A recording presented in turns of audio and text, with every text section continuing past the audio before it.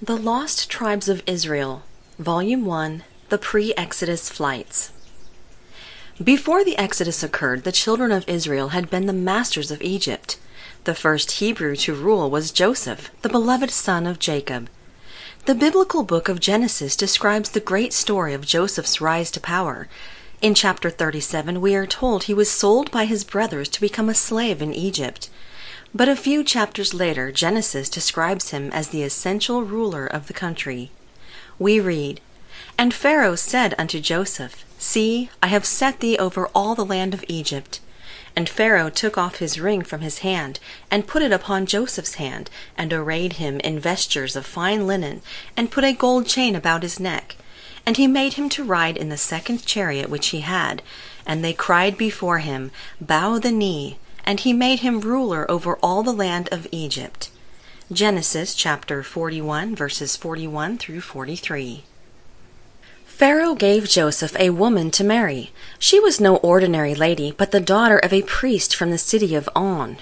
The woman's father was probably the high priest of that religious center. The marriage undoubtedly solidified Joseph's powerful position, for in the eyes of the people it would seem that their priesthood, working on behalf of the gods, had approved of his elevation.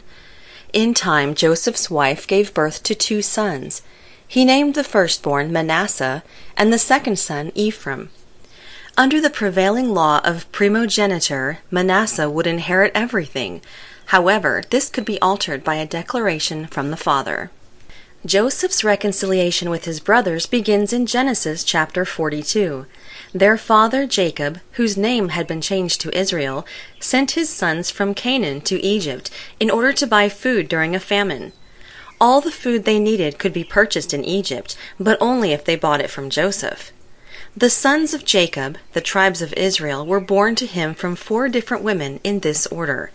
First, Reuben; second, Simeon; third, Levi; fourth, Judah; fifth, Dan; sixth, Naphtali; seventh, Gad; eighth, Asher; ninth, Issachar; 10th, Zebulun; 11th, Joseph; and 12th was Benjamin. The brothers had no idea Joseph was still alive, or that he had become ruler over all the land. When they arrived in Egypt, he concealed his true identity. Then, according to Genesis chapter 44, Joseph devised a plot to have stolen property planted among his brothers, especially Benjamin. He planned to enslave Benjamin for the crime of thievery, while allowing the others to leave in peace. But in the drama of the moment, Judah stepped forward, made an impassioned speech, and offered to become the slave if Benjamin could go free. Joseph broke into tears and let them know that he was the one they sold. After their reconciliation, Joseph granted the land of Goshen to his brethren. Goshen was the most fertile region by the Nile Delta. Jacob, his flocks and herds, and all of Israel settled in this lush section of Egypt. Jacob lived there for 17 years before the time came to pass along his inheritance. Genesis chapters 48 and 49 describe Jacob's deathbed blessings of his sons. It is important to note that the first thing Jacob did was to adopt Joseph's sons. We read, "And now thy 2 sons, Ephraim and Manasseh, which were born unto thee in the land of Egypt before I came unto thee into Egypt, are mine. As Reuben and Simeon, they shall be mine." Genesis chapter 48, verse 5. With the addition of Joseph's sons, the tribes of Israel were now 13 in number. Reuben was Jacob's firstborn. He would have received all of the inheritance had he not committed incest with one of his father's wives. Genesis chapter 49, verse 4. This gross error opened the door for others to ascend to the birthright, and Jacob chose Ephraim and Manasseh. The inheritance consists of prophetic blessings of future wealth and power from God. These blessings have passed from Abraham to Isaac to Jacob, and all the way down to our present day. Even though Manasseh was the elder, Jacob switched the ranking and elevated Ephraim. We read, "He also shall become a people, and he also shall be great. But truly his younger brother shall be greater than he, and his seed shall become a multitude of nations." Genesis chapter 48, verse 19. Historical evidence indicates that the tribe of Ephraim has become the multitude of nations in the United Kingdom with its British Commonwealth. Many believe that the great tribe of Manasseh is none other than the world's superpower, the USA. Jacob split the birthright blessings between Ephraim and Manasseh. He then divided his inheritance package further by granting Judah the scepter and lawmaking responsibilities. Judah had previously offered to become Joseph's slave in exchange for Benjamin, but now the tribe of Judah would produce the kings. Jacob declares, Judah, thou art he whom thy brethren shall praise. Thy hand shall be in the neck of thine enemies. Thy father's children shall bow down before thee. Judah is a lion's whelp. From the prey, my son, thou art gone up. He stooped down, he couched as a lion, and as an old lion. Who shall rouse him up? The scepter shall not depart from Judah, nor a lawgiver from between his feet, until Shiloh come. Genesis chapter 49, verses 8 through 10. The lion became the national emblem of the tribe of Judah, and the symbol would have appeared on the flags of its enemies. Numbers chapter 2, verses 2 and 3. When Joseph died, a son of Judah was the next Hebrew to rule in Egypt. Judah's firstborn should have reigned, but according to Genesis chapter 38, the Lord slew him. This first son was killed before he and his wife Tamar could produce an heir. Under their societal customs, the second son of Judah was obligated to impregnate Tamar and raise up seed to thy brother. In essence, the child born would be regarded as an offspring of the dead brother, and the lawful heir to the throne. But Judah's second son refused to impregnate Tamar. No doubt he hoped to gain the kingship of Israel for himself. So the Lord slew him too. Judah promised Tamar that she could have his last son. However, the promise was never kept. Firm in her determination to have a child, Tamar disguised herself as a whore in order to sleep with Judah. He was unaware of her true identity, and later he threatened to kill her upon learning that she was pregnant from playing the role of a whore. But Tamar cleverly presented evidence that Judah was the father-to-be, and he acknowledged she was telling the truth. According to Genesis chapter 38, verse 26, Judah also admitted that he should have given his last son to her, and that she was more righteous than I. Tamar's pregnancy produced the next king of the Israelites during their reign in Egypt. We read, And it came to pass in the time of her travail, that, behold, twins were in her womb. And it came to pass, when she travailed, that the one put out his hand, and the midwife took and bound upon his hand a scarlet thread, saying, This came out first. And it came to pass, as he drew back his hand, that, behold, his brother came out. And she said, How hast thou broken forth? This breach be upon thee. Therefore his name was called Pharez. And afterward came out his brother, that had the scarlet thread upon his hand, and his name was called Zarah. Genesis chapter 38, verses 27 through 30. Which of Judah's twins was born first? At stake was the throne, for the firstborn would rule. Did Zarah of the scarlet hands legally come before Pharez? The midwife used the scarlet thread to keep track of the rightful heir, and indeed the name Zarah means dawn, symbolic of the beginning, the start of day, and the first. History shows that after the Exodus, the Pharez branch of Judah produced such notables as King David, Solomon, and Jesus. But while the Israelites were still in Egypt, the Zarahites reigned. From the Egyptian point of view, the Hebrews were evil foreigners and usurpers of Pharaoh's throne. The ancient Egyptian historian and priest Manetho, 3rd century BC, refers to these foreign rulers as Hyksos. Manetho says that Hyk means king and Sos means shepherds in the Egyptian language. Therefore, the rulers from the Zarah branch of Judah were known as the shepherd kings. The Egyptians hated the Hyksos. This brings to mind Joseph's warning to his brethren that they should avoid telling Pharaoh about their occupation, for every shepherd is an abomination unto the Egyptians. Genesis chapter 46, verse 34. Some names of the Zarahite royalty have been preserved in artifacts, Semitic names like Jacob and Hur. Their great leaders, Chalcol and Darda, appear in 1 Kings chapter 4, verse 31, and 1 Chronicles chapter 2 verse 6. The reference in 1 Kings chapter 4 verse 31 is an attempt, centuries later, to explain that Solomon's wisdom even excelled the wisdom of the last line of Hebrew kings, the shepherd kings in Egypt. The Hyksos period ran from about 1700 to 1550 BC, at which point their garrisons were destroyed by a new pharaoh from the south. The collapse of the Zarahite rule in Egypt is recorded in a simple biblical statement. We read, "Now there arose up a new king over Egypt, which knew not Joseph." Exodus chapter 1 verse 8. The Bible goes on to describe the Israelite enslavement, and then it tells the story of Moses, the Hebrew deliverer. Moses would lead the conquered Israelites toward the promised land of Canaan in the Exodus, which some scholars date to 1453 BC. Take note, though, that the Exodus led by Moses was not the first Hebrew departure. Ancient Greeks and Egyptians were well acquainted with more than one Exodus. For example, the Greek historian Diodorus Siculus, circa 18 through 20 BC, tells of several flights to freedom in his series of books called the Library of History. In one reference to the Israelites, Diodorus says that the aliens were driven from the country of Egypt, that the most outstanding and active among them banded together, and that they were cast ashore in Greece and certain other regions. Their leaders were notable men, chief among them being Danaus and Cadmus, but that the greater number were driven into what is now called Judea, and that colony was headed by a man called Moses.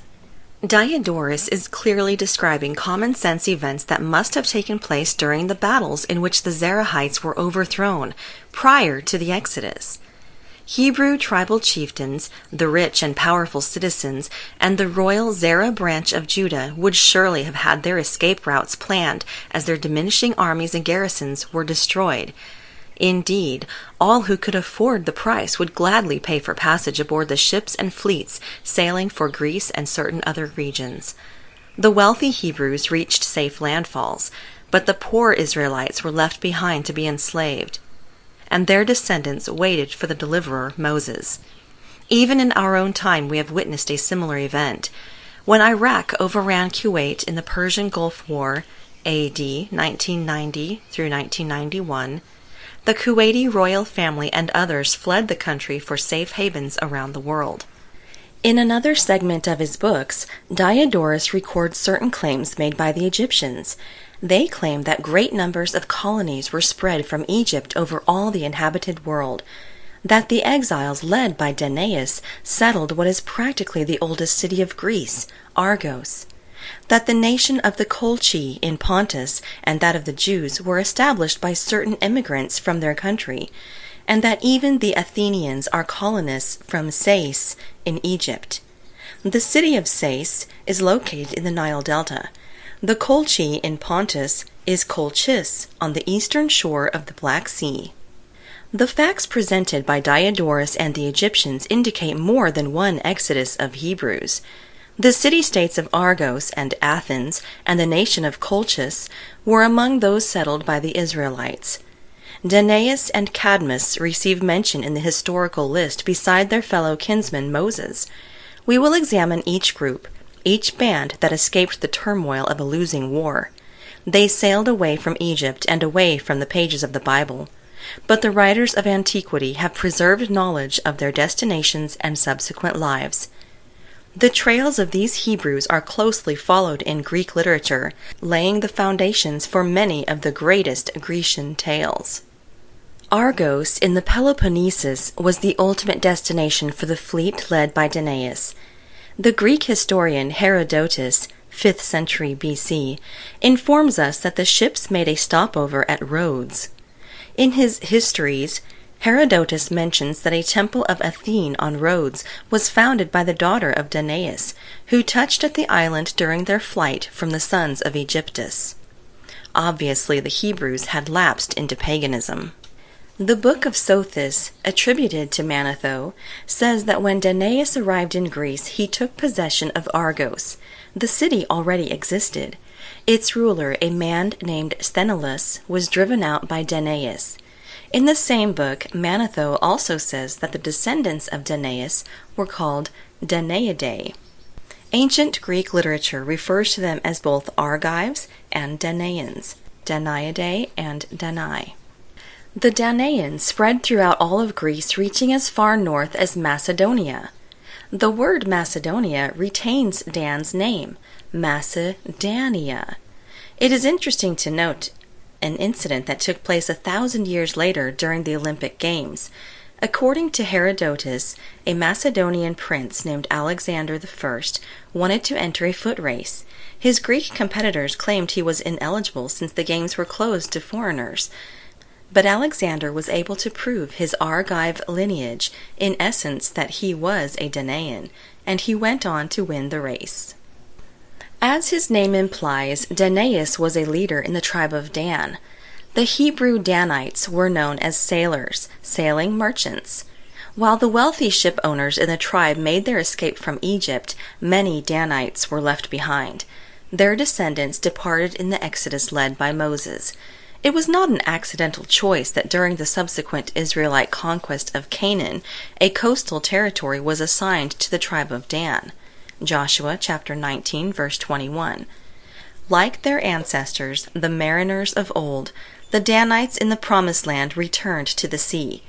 We learn this from Judges chapter 5, verse 17, when Deborah rallied the Israelites to fight, and the question was asked, why did Dan remain in ships? Danites often added their name to the places they reached. Examples of this appear in Judges chapter 18, which describes events involving a group of Danites who left their territory to conquer more land.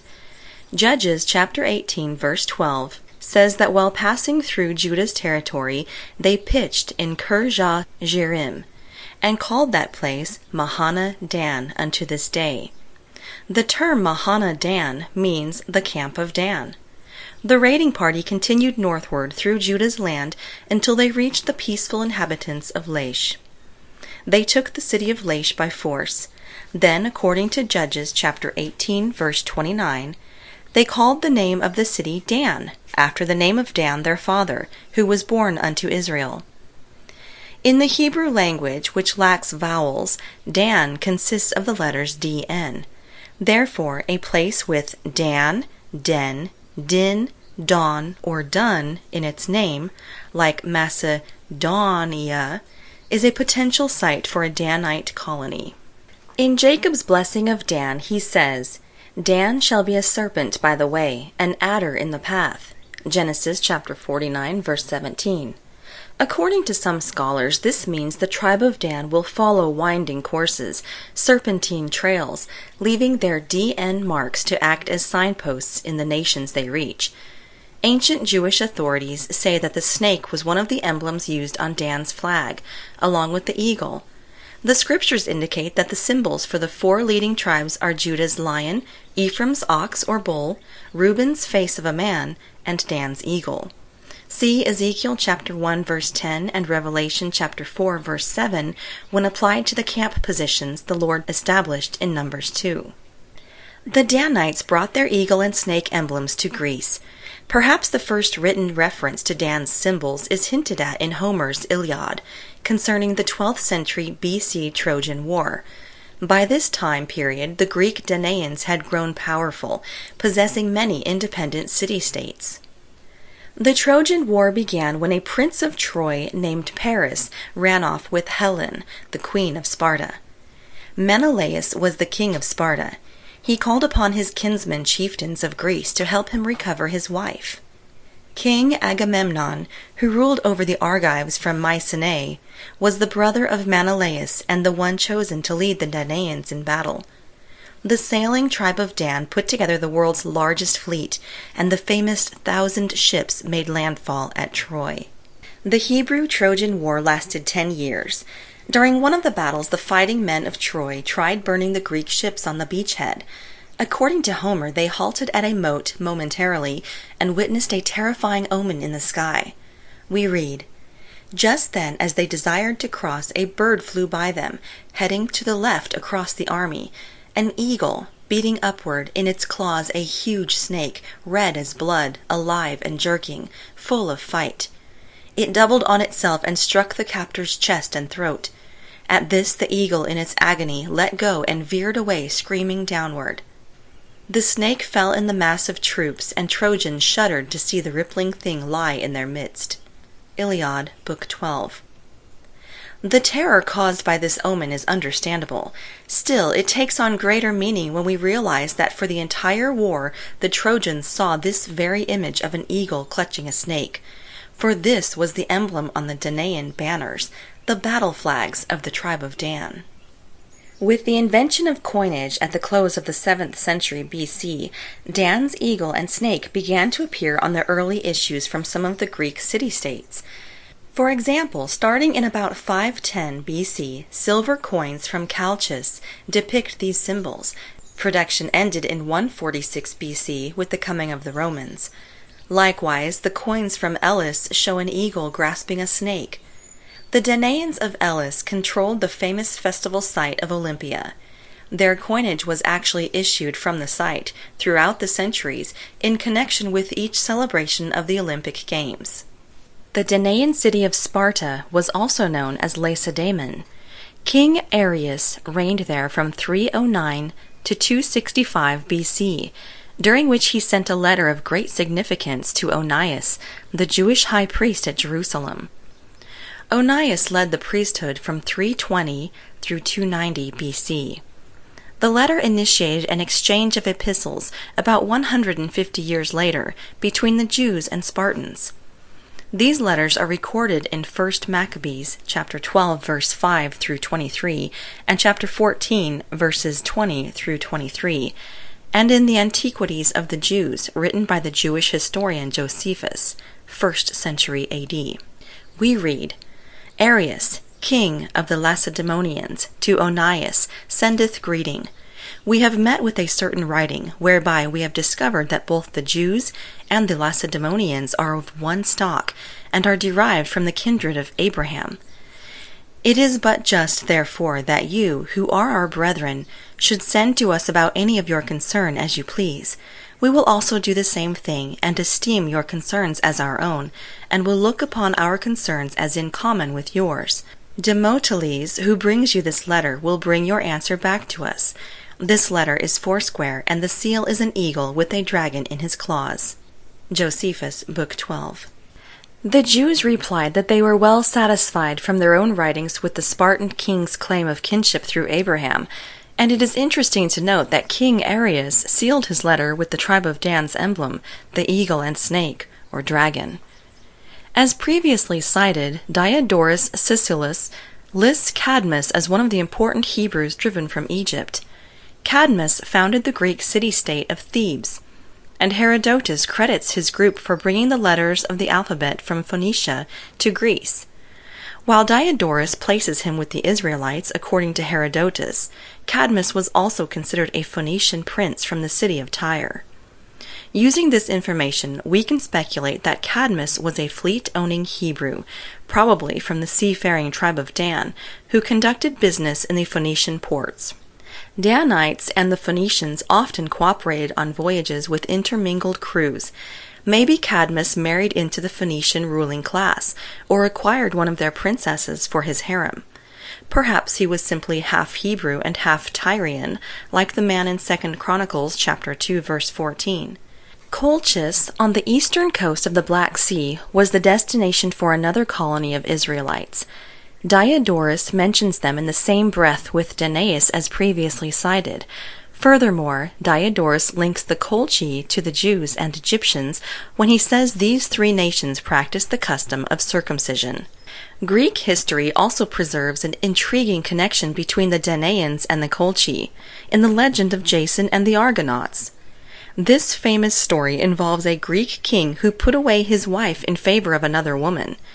The divorced wife, worried for the safety of her two children, Helle and Phrixus, set them on a flying ram. The ram flew to Colchis, but Helle fell off near Troy. Princess Helle died in the sea at the strait named for her, the Hellespont. Prince Phrixus continued on to Colchis, where he sacrificed the ram. Its golden fleece was placed in a sacred grove. Years later, Jason went to Colchis in search of the golden fleece. Jason was a royal relative of Hyksos from a neighboring Greek kingdom. He and his brave Argonauts, the bold heroes in Danaan tales, were successful in their quest, and Jason brought the Golden Fleece back to Greece. The elements in the Golden Fleece story provide the ingredients for a Hebrew inheritance quarrel. Did the myth-makers pick Colchis out of the blue because they needed a destination for the ram's flight? Or instead, were Heli and Phrixus simply sent to Colchis to live with their Israelite relatives? Phrixus was crown prince, but with his mother's divorce, his life was in danger. His father's new wife would kill him to clear the way for her own children to reign. Therefore, Heli and Phrixus escaped by sea, perhaps in a boat with the image of a ram on its sail. Troy could have been a stop along their course, for the Trojans controlled the Hellespont Strait. We will learn that the Trojans were descendants of Abraham too.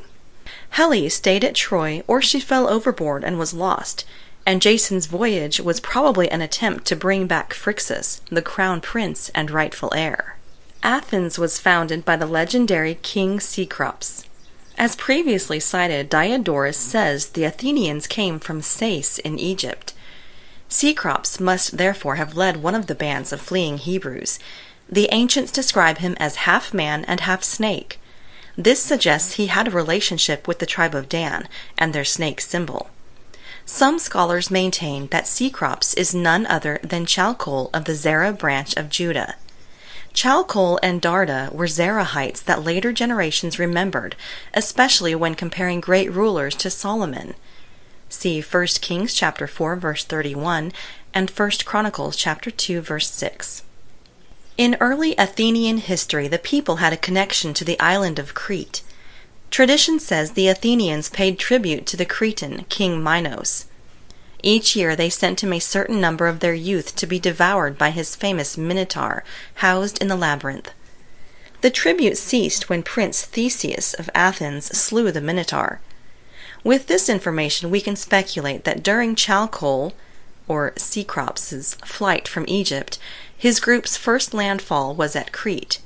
Chalcol and his band of Israelites were allowed to sail on to establish Athens, but they owed the mighty Cretans a debt for their safety and fresh supplies. The debt was paid each year in the tribute of Athenian youth, and the payments were stopped when Theseus proved Athens had finally become a formidable power to Crete. Chalcol, or Cecrops, is said to have founded 12 cities. The city of Chalcos, with its eagle and snake coinage, located north of Athens, would seem to retain his name. Due to the lack of vowels in Hebrew, the Golden Fleece region of Colchis could represent another variation of the name Chalcol. Like their Phoenician counterparts, the seafaring Danites and Zarahites spread colonies throughout the Mediterranean. It is even said that Chalcol planted a royal dynasty of Irish kings in Ulster. Indeed, the ancient Greeks often spoke highly of the Irish. They called them the Hyperboreans, meaning the people who live beyond the north wind. Diodorus says that the Hyperboreans are most friendly disposed towards the Greeks, and especially towards the Athenians. The legends of Ireland also record early contact with the Greeks. Information contained in the Irish Liabar Gabala, or Book of Invasions, indicates that in ancient times the island underwent a series of 5 invasions. Geoffrey Keating, circa AD 1570 through 1646, compiled a history of Ireland using the Liabar Gabala and sources that are now lost. In Keating's History of Ireland from the earliest period to the English invasion, he describes the first invaders as colonists led by Partholonus. They came from Mygdonia, or the middle of Greece, and they all perished in a plague. The second group were kinsmen of the Partholonians, called Numidians. The Numidians were harassed by Fomorian pirates from Africa. Eventually they threw out the Fomorian mariners, but fearing their return, the Numidians departed Ireland and went back to Greece. The third colonization was carried out by descendants of the Numidians, known as Firbolgs. Before their arrival, the Firbolgs had stopped off in Spain. They were called the men of the leather bags, perhaps in reference to bagpipes. The fourth conquest of Ireland was accomplished by another branch of the Numidians, the Tuatha D Danann. Keating says that some antiquarians claim the Tuatha D Danann came from Athenian territory, and the fifth invasion was carried out by the Milesians, whose history traces back to Greek Ionians from Miletus. From the Irish point of view, all of the people who colonized their island were Greeks, with Chalcol and the Tuatha D Danann having family ties to Athens. The term Tuatha means a tribe of people. According to the Encyclopaedia Britannica 15th edition, Tuatha D Danann is Gaelic for the people of the goddess Danu. Other experts offer a much simpler meaning and interpret Tuatha D Danann as the tribe of Dan. Greek Danaans from the Hebrew tribe of Dan became the Tuatha D Danann of Ireland. Before their invasions of Ireland, the Israelites established settlements in Spain. The Spanish title Don is derived from Dan, whose name means that he judges. Within Spain is the important Ebro River, signifying the Hebrew River. The term Iberia also represents the word Hebrew. Iberia, Iberians, and the Iberian Peninsula of Spain and Portugal simply mean the Hebrew country, the Hebrews, and the Hebrew Peninsula. It is interesting to note that dictionaries and encyclopedias list two places known as Iberia. One is Spain and Portugal, and the other Iberia is the Israelite region south of the Caucasus on the eastern border of Colchis. When the Hebrew invaders sailed from Spain, they apparently brought their name to the Emerald Isle, for the Irish were called Hibernians, and to this day Ireland is still known as Hibernia. Along the Ebro River lies the city of Zaragoza. When the site was taken by the Romans, they named it Caesar Augusta in honor of Emperor Augustus Caesar. It is generally believed that the name Zaragoza is derived from Caesar Augusta, but perhaps the opposite happened. Of all the Spanish towns captured, why was this place chosen to honor the emperor? Could not the Romans have recognized the similar-sounding syllables of an earlier Zaragoza with those in the name Caesar Augustus? In Hebrew, the term Gaza means strong. Zaragoza is comprised of the two words Zarah and Gaza, meaning Zerah's stronghold. Surely it is more than just coincidence that we find this stronghold of Zarah located by the Hebrew, or Ebro, River. Chalcol was a member of the ruling tribe of Judah, descended from Zarah from the scarlet thread. When he and the Danaans set sail from Greece, their course brought them to Spain. Along their westward route, certain places stand out like Hebrew stepping stones in the sea. For example, the small island of Gozo, located north of Malta, sounds like another Gaza stronghold. And the large island of Sardinia retains elements of both Zarah and Dan in its name. Troy's dynastic line of kings starts with Dardanus. A stream of scholarship holds that Dardanus is the same person called Darda in the Bible. See 1 Kings chapter 4, verse 31. Like his brother Chalcol, Darda was a Hyksos leader from the Zarah Branch of Judah. He and his Trojans were descendants of Abraham. The Dardanelles, once known as the Hellespont Strait, takes its name from Darda. The Trojans believed their ancestors originally came from Crete. The Roman poet Virgil, 70 through 19 BC, wrote the Aeneid, in which the Trojan Aeneas leads a band of escapees from the fall of Troy to Crete, the land of our fathers. According to the Roman historian Tacitus, circa AD 55 through 120, Crete also had a link to the Jews. In his Histories, Book 5, Tacitus says, "The Jews are said to have been refugees from the island of Crete, who settled in the remotest corner of Libya in the days when, according to the story, Saturn was driven from his throne by the aggression of Jupiter." This is a deduction from the name Judei, by which they became known. The word is to be regarded as a barbarous lengthening of Idei, the name of the people dwelling around the famous Mount Ida in Crete. Combining the information given by Virgil and Tacitus with our knowledge of the pre-Exodus flights, the following is deduced. During a war, an aggression, Darda was driven from his land in Egypt and fled to Crete. Perhaps his ship or fleet accompanied the band led by his brother Chalcol. These Zarahites named the famous mountain on Crete after the name of their tribe, Mount Judah, Mount Ida. Chalcol sailed on to establish Athens, and Darda sailed on to Troy.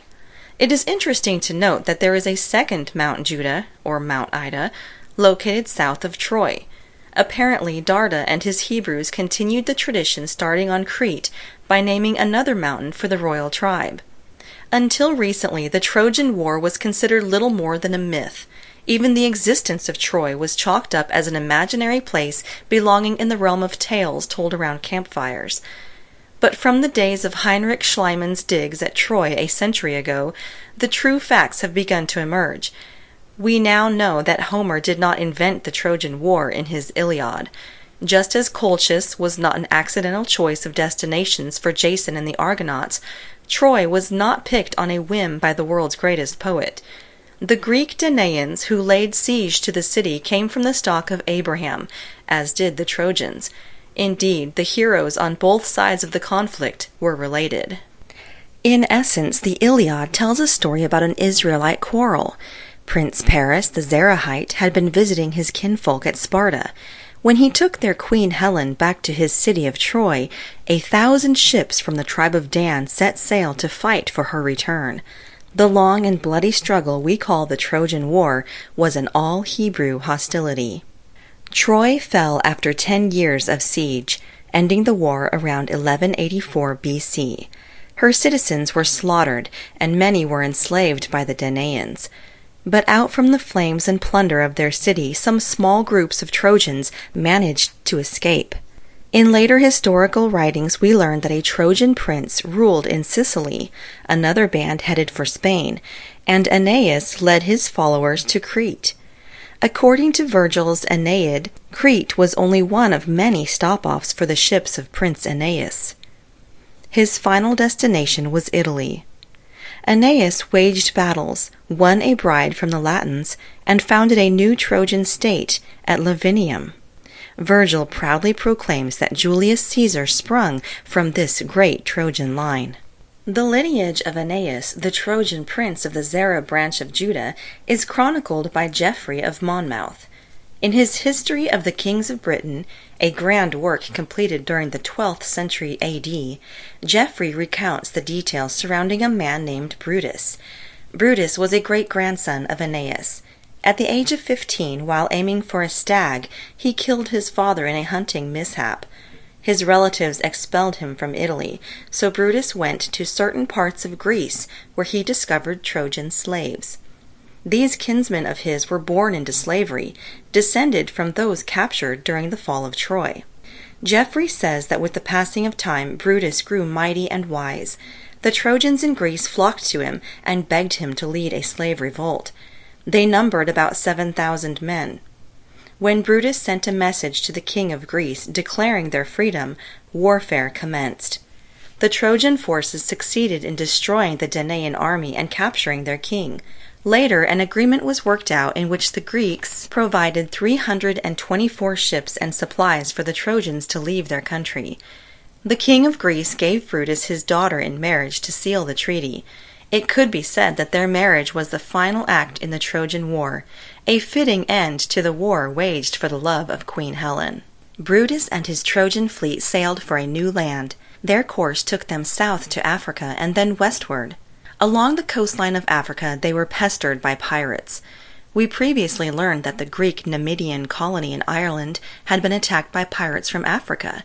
Indeed, this area would become the infamous Barbary Coast, whose pirates fought the U.S. Navy and Marines, the British, and the French as recently as the last century.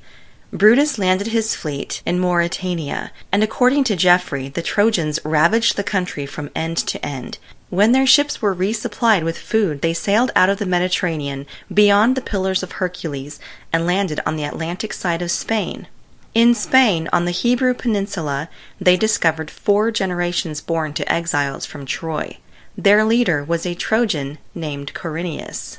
An alliance formed when Brutus and Corineus realized their mutual kinship. Together, their united forces sailed around Iberia to the mouth of the Loire River. The Trojans anchored, and according to Geoffrey, they explored the land in search of food and fresh game. When the king in this region of France learned of the huge fleet, he sent messengers to determine if they had come for peace or war. Warfare commenced when the envoys met Corineus and 200 Trojans hunting without permission. Thousands died in the battles that followed. Geoffrey says the Trojans fought their way throughout the territory, and in one place along the Loire they built a fortified camp. The camp was named Turnus, for Brutus's nephew Turnus, who is buried at the site. Camp Turnus is known today as the city of Tours. Even though Brutus and his men were eventually forced back to their ships due to the constant arrival of new armies from the neighboring kingdoms, the French people have not forgotten the Trojans. On modern maps of France, one can easily spot the city of Troyes and the capital of Paris, reminding us of Troy and the Trojan prince who ran off with Queen Helen. According to Geoffrey, Brutus and Corineus sailed the fleet from the mouth of the Loire to the shores of Britain. They found the island virtually uninhabited. Brutus called it Britain from his own name, and his band of Trojans became known as Britons. They divided the island among themselves. Brave Corineus received the southern tip and called the kingdom Cornwall, which derives from his own name.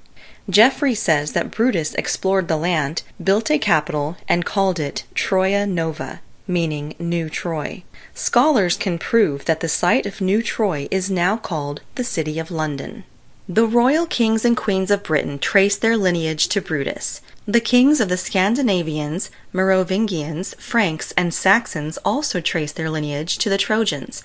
The Trojan dynasty in Britain is a continuation of the Zarah Branch of Judah. While the eagle and snake are symbols for the tribe of Dan, Judah's emblem has always been the lion. When Jacob blessed Judah, he compared him to 3 types of lions: a young whelp, a strong hunting lion couched for the kill, and an old majestic lion. See Genesis chapter 49, verse 9.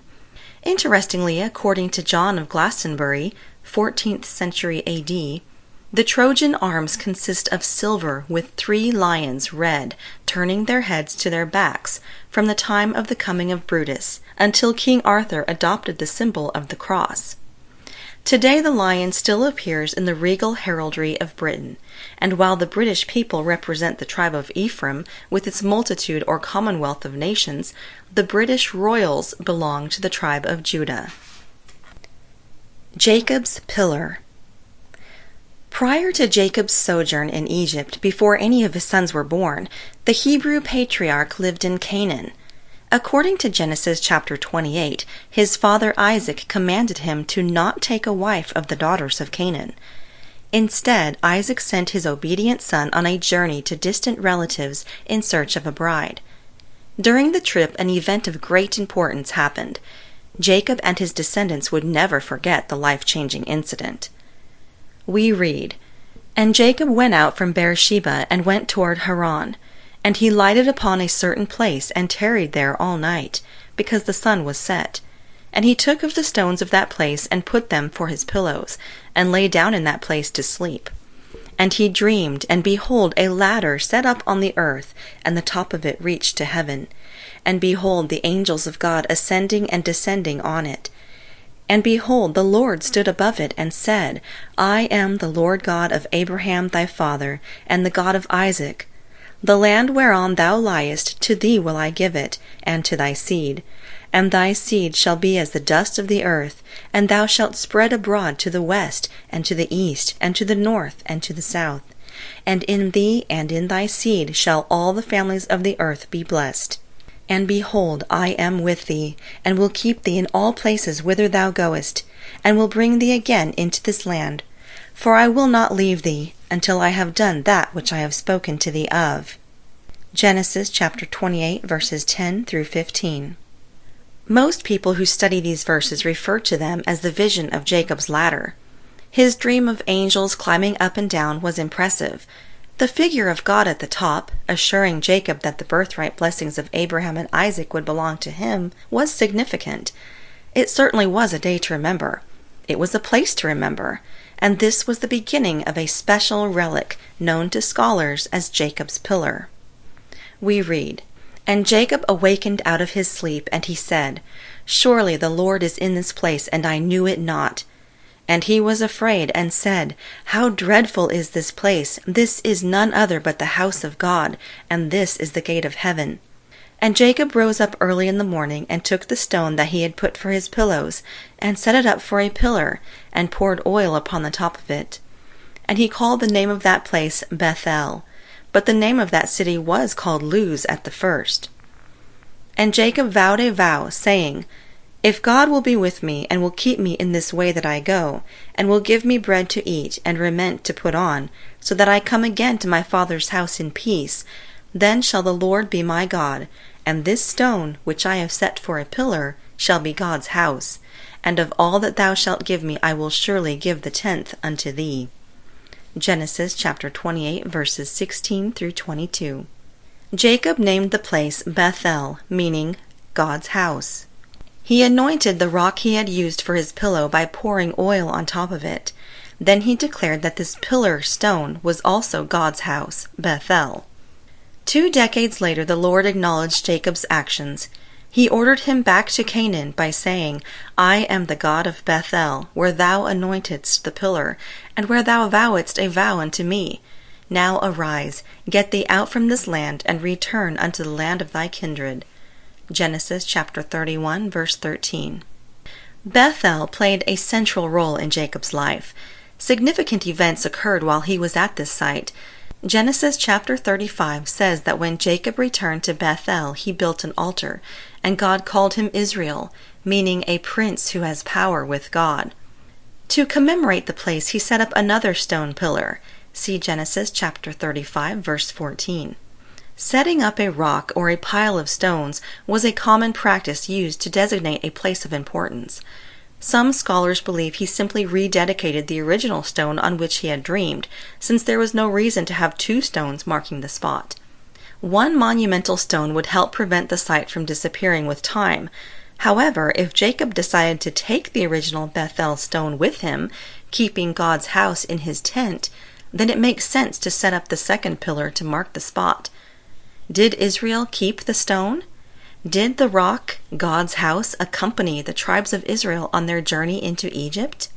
Certain clues suggest that Jacob's pillar was indeed too valuable to have been left behind in Canaan. One clue is found on the island of Crete, where Sir Arthur Evans, the famous archaeologist, recognized several common factors among the Israelite and the Mycenaean cultures. Evans discovered that the Cretan Mycenaean religion had sacred pillars known as Betelae, a term derived from Bethel. Apparently, when the ruling Zarahites sailed to Crete during their flight from Egypt, in addition to naming Mount Ida, or Mount Judah, after their tribe, they must have set up stone pillars called Bethels.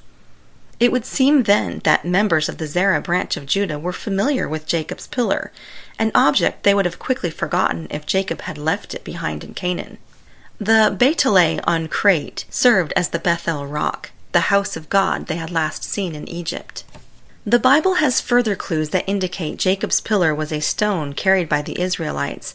For example, during Jacob's prophetic deathbed blessings of his sons, he entrusted Joseph's family with the shepherd's stone. He did this using a parenthetical break inserted in the middle of Joseph's blessing. We read, From thence is the shepherd, the stone of Israel. Genesis chapter 49, verse 24. This statement has puzzled many scholars who believe it is part of the Messianic prophecies, but they know the Messiah comes from the tribe of Judah, not the lineage of Joseph. So what is the shepherd's stone? Some surmise that the shepherd's stone is Jacob's pillar. They believe this Bethel rock, God's house, was in Jacob's tent when he prophesied on his deathbed in Egypt. It was the most significant stone in Jacob's life, and the old patriarch gave the heirloom to Joseph. Since the Israelites were shepherds and the Zarahites became known as Hyksos, or shepherd kings, it seems reasonable that Jacob's pillar was also known as the shepherd's stone. When Moses led the Israelites out of Egypt and into the wilderness, the Bible mentions a particular stone. The Hebrews used this rock as their miraculous source of water. The Lord says to Moses, Behold, I will stand before thee there upon the rock in Horeb, and thou shalt smite the rock, and there shall come water out of it, that the people may drink. Exodus chapter 17, verse 6. This was not a rock out in the wilderness, but the rock. The Lord directs Moses' attention to a specific stone, and one that everyone knew, Jacob's pillar. Numbers chapter 20 gives proof that the rock accompanied the Israelites on their journey, for we learn that the stone provides water again. However, this time it is not at Mount Horeb, but at Kadesh. Also note that when the Israelites sought permission to pass through the territory of Edom, Numbers chapter 20 verse 17 says they promised to drink none of the Edomites' water. This suggests that they had their own source of water, the rock. In the New Testament, the Apostle Paul implies that the rock was a special stone that traveled from campsite to campsite.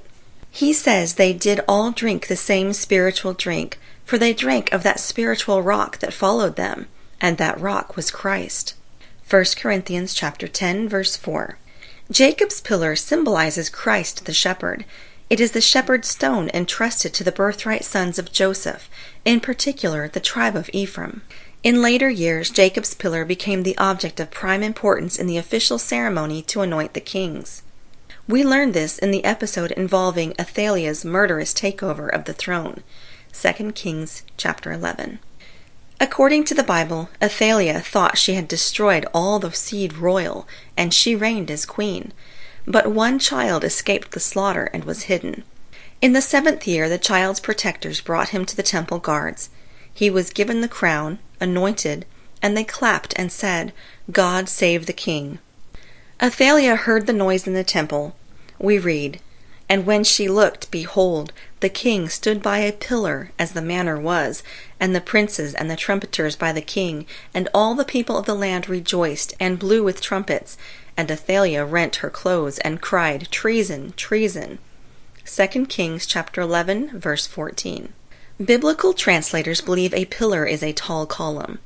Therefore, in describing the anointing ceremony, they say the king stood by a pillar, as was the custom. Others interpret it as by the pillar, since a specific pillar was intended. In the parallel account of Athaliah's episode, found in 2 Chronicles chapter 23, verses 12 and 13, it says the king stood at his pillar. Once again, we see a specific pillar being used, and one that belongs to the king. But some scholars render the phrase as upon or on the pillar, in reference to the rock instead of a tall column. Therefore, we can surmise that when Athaliah saw the lad standing on Jacob's pillar, she understood the significance and cried treason. Athaliah could not have recognized the child, for he was a baby when she tried to kill him 7 years earlier. The boy was unfamiliar to her, but the custom of placing the next king on the rock during the anointing ceremony made it clear to Athaliah that she was no longer in charge. Today, Jacob's pillar sits under the coronation chair at Westminster Abbey. Historical records confirm that it arrived at London in the following manner. First, shortly after the Babylonians conquered the house of Judah, the prophet Jeremiah delivered the stone to Ireland in 583 BC.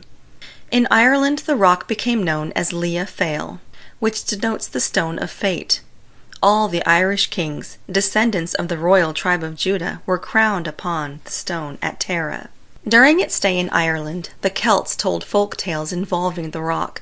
For example, a work called The Colloquy of the Ancients, written sometime after AD 1478, says Lia Fail served as a truth and lie detector by changing colors while witnesses gave testimony upon the stone. The same work also indicates the stone of destiny could determine the fertileness of women. We read, "When a barren woman trod on it, it was a dew of dusky blood that broke out on it. When one that would bear children tried it, it was a nursing drop that it sweated." Did Jacob's pillar actually change colors and sweat drops of milk? In the past, the Irish believed Lia Fail did these things, just as intelligent Jews and Christians continued to believe Moses procured water from the rock. According to the Dynasty, or Histories of Places, a work compiled in the 12th century AD, Lia Fail is the stone that roared under the feet of each king that took possession of Ireland. The Colloquy of the Ancients says that when Ireland's monarch stepped on it, the stone would cry out under him, and her 3 arch waves boom. Perhaps these loud booming echoes arose from the thunderous clapping and shouting associated with the anointing ceremony, the same noise Athaliah heard when the young lad was placed on the pillar in Jerusalem. 2 Kings chapter 11 verses 12 and 13. Jacob's pillar remained in Ireland for about 1,000 years. Then, around AD 498, an Irish prince named Fergus gained a foothold in Scotland. To legitimize the prince's new kingdom with an anointing ceremony, his father, the King of Ireland, sent Leofail to Fergus. The rock never returned to Tara. In AD 843, King Kenneth MacAlpin completed the Irish conquest of Scotland. He had Leofail brought to the Scottish village of Scone, and there the rock became known as the Stone of Scone. It is interesting to note that the English chronicler William of Rishinger, circa AD 1250 to 1312, describes the stone of Scone used in the Scottish coronations as the regal stone which Jacob placed under his head for a pillow at Bethel. In AD 1296, King Edward I of England conquered the Scots. Then, in AD 1301, he installed the Stone of Scone in his coronation chair at Westminster. The English monarchs, born in the tribe of Judah, received their kingdom while sitting in this chair containing Jacob's pillar. Geological investigations indicate the rock could not have come from any of the quarries in the vicinity of Tara or Scone. However, its sandstone texture is identical to a rock formation at Bethel in the Holy Land. Today, the official guides of Westminster Abbey proclaim the rock as Jacob's pillar. The stone is 26 3/4 inches long, 16 3/4 inches wide, with a depth of 10 3/4 inches. It has a lengthwise groove on top. 2 worn iron rings, one at each end, are attached to the rock. The rings are rust-proof, which suggests they were made from the nickel-iron alloy found in meteorites. Interestingly, the Egyptians, even earlier than 3400 BC, were working with the nickel iron from these extraterrestrial sources. A pole for porters can be slipped through the rings. The 40 years Moses and the Israelites spent wandering in the wilderness would account for the worn rings and the groove. British royalty, including the current queen, trace their lineage to both the Phares and Zarah branches of Judah. British Celts and Anglo-Saxons belong mainly to the tribe of Ephraim, and they are the guardians of Jacob's pillar.